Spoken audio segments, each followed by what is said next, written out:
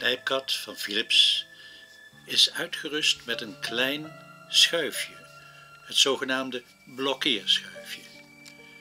Als de hendel ingeknepen wordt, kan het schuifje naar voren bewogen worden en zit de hendel vergrendeld.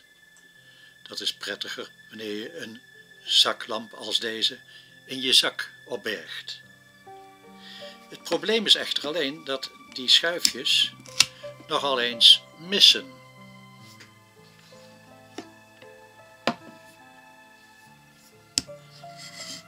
Zoals bij deze. En dat is dan weer wat lastiger voor de gebruiker. Het hendel zal altijd naar buiten steken. En dat is voor de gebruiker een probleem.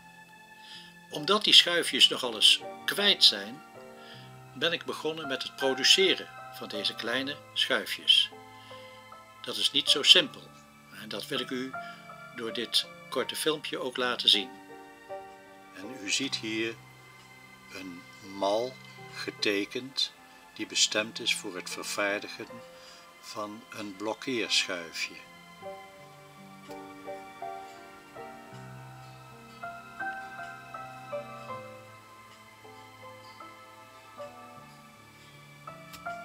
Aan beide zijden zit een geleide nok.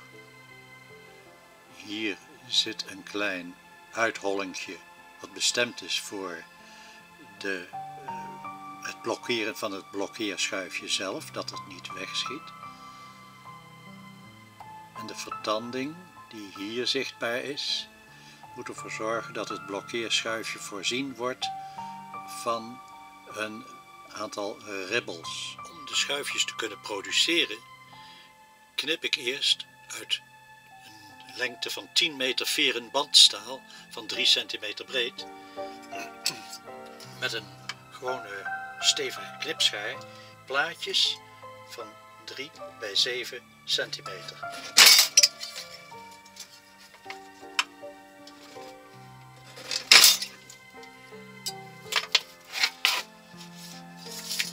Als de plaatjes klaar zijn, dan kijk ik ze uiteraard nog even na en daarna verzamel ik ze in een bundeltje die naar de gereedschapmaker worden gebracht.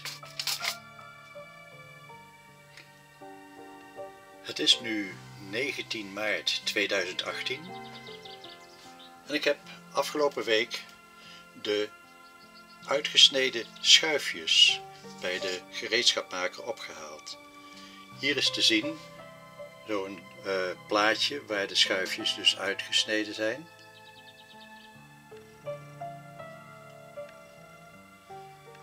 In totaal heb ik op dit moment hier 40 nog verder onbewerkte schuifjes liggen.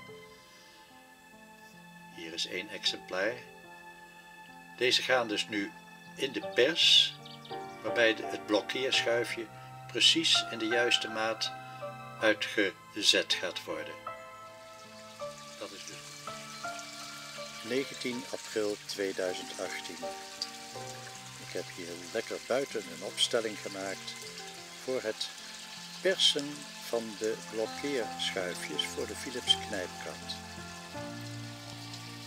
Door middel van draadvonken zijn hier de plaatjes die in de mal worden geplaatst om daarna een bruikbaar schuifje te kunnen persen. In de bankschroef heb ik de mal aangebracht die alvast klaar staat om zo dadelijk een schuifje te persen.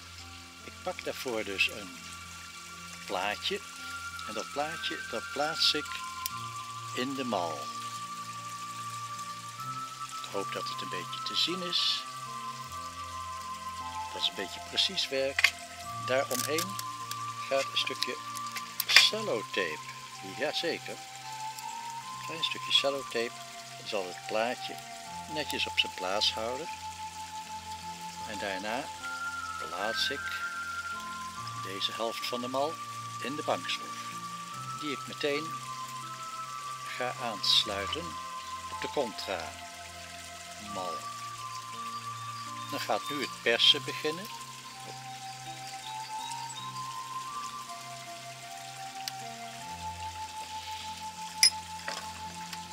met een extra stukje kracht wordt die nog eens een keer extra aangetrokken en ook weer terug.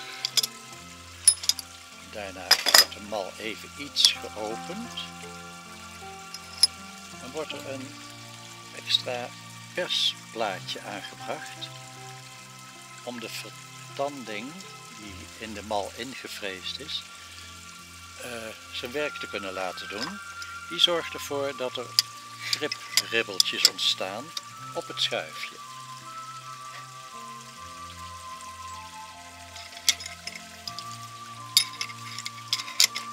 En weer terug.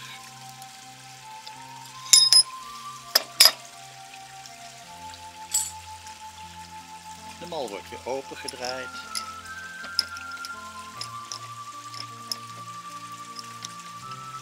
En deze helft wordt verwijderd. En daar is het schuifje reeds zichtbaar.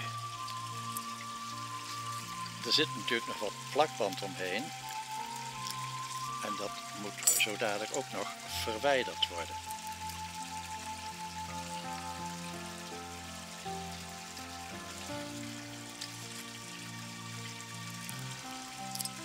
Zo, hop. En als we nu kijken, zie je al dat er een klein beetje ribbeltjes zichtbaar zijn. Maar bij een tweede persing, die ik later doe, dan zullen die ribbeltjes wat sterker naar voren gaan komen.